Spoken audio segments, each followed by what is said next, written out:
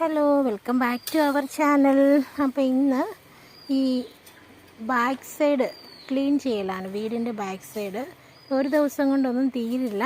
കാരണം വേനൽ മഴ പെയ്തപ്പം നിറയെ മുറ്റമെല്ലാം നിറച്ചും പുല്ല് പിടിച്ചു.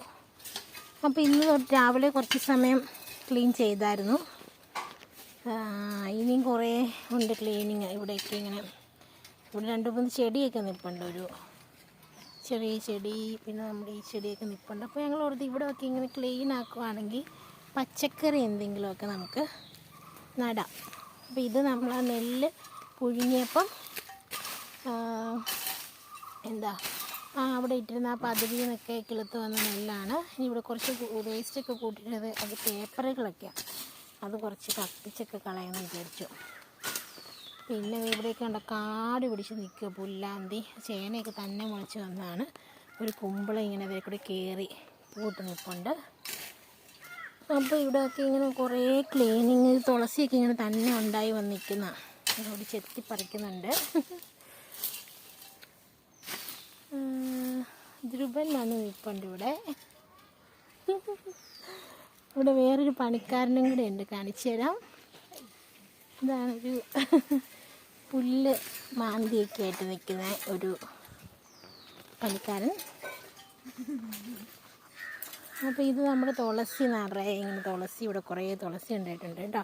പാഷൻ ഫ്രൂട്ട് വീടിൻ്റെ മുകളിലേക്ക് കയറ്റി വിട്ടിട്ടുണ്ട്.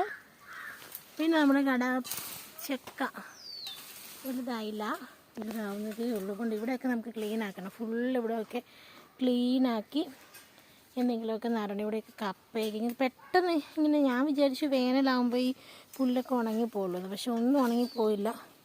പകരം കൂടുതൽ പുല്ലുണ്ടായത് മാത്രമേ ഉള്ളൂ. അപ്പോൾ ഇതിന് നമ്മൾ ചെത്തിപ്പറിച്ചോ കൈവച്ച് പറിച്ചോ ഒക്കെ കളയാതെ രക്ഷയില്ല.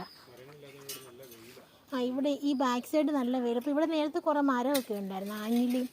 പക്ഷെ ഇപ്പോൾ അതെല്ലാം വെട്ടിക്കളഞ്ഞുകൊണ്ട് ഇപ്പോൾ നല്ല വെട്ടം കിട്ടും. അപ്പോൾ ഇങ്ങനെ എല്ലാ ചെടികളെല്ലാം കൂടി ഇങ്ങനെ കയറി പിടിച്ച് വന്നു. അപ്പോൾ ഇവിടെ നമുക്ക് പച്ചക്കറിയൊക്കെ നടുവാണെങ്കിൽ നന്നായിട്ട് കിട്ടും. കാരണം നല്ല വെട്ടം കിട്ടുന്ന ഒരു ഭാഗം ഇത് മാത്രമേ ഉള്ളെന്ന് പറയാം ഇപ്പം വേണമെങ്കിൽ. ഇവിടേക്ക് ഇങ്ങനെ ക്ലീൻ ആക്കിക്കൊണ്ടിരിക്കുക. അപ്പോൾ ഇവിടെ നിന്നൊരു ചേനയും കൂടെ കിളുത്ത് വരുന്നുണ്ട്. ഇത് നേരത്തെ നട്ടു വെച്ചത് കേട്ടോ, പറിച്ചില്ലായിരുന്നു. അയ്യോ, അത് കൊണ്ടോ പറിച്ചില്ലായിരുന്നു. അപ്പോൾ അത് കിളുത്ത് വന്ന ഒരെണ്ണം എത്രയായി. പിന്നെ ഇവിടെ വേറെ 2 ചേനയും കൂടെ അങ്ങനെ കിളുത്ത് വരുന്നുണ്ട്. ഇതൊക്കെ നമ്മൾ കാണാതെ പറിക്കാതെയൊക്കെ നിന്നിട്ട് വീണ്ടും ഉണ്ടായി വന്ന ഇതൊക്കെ.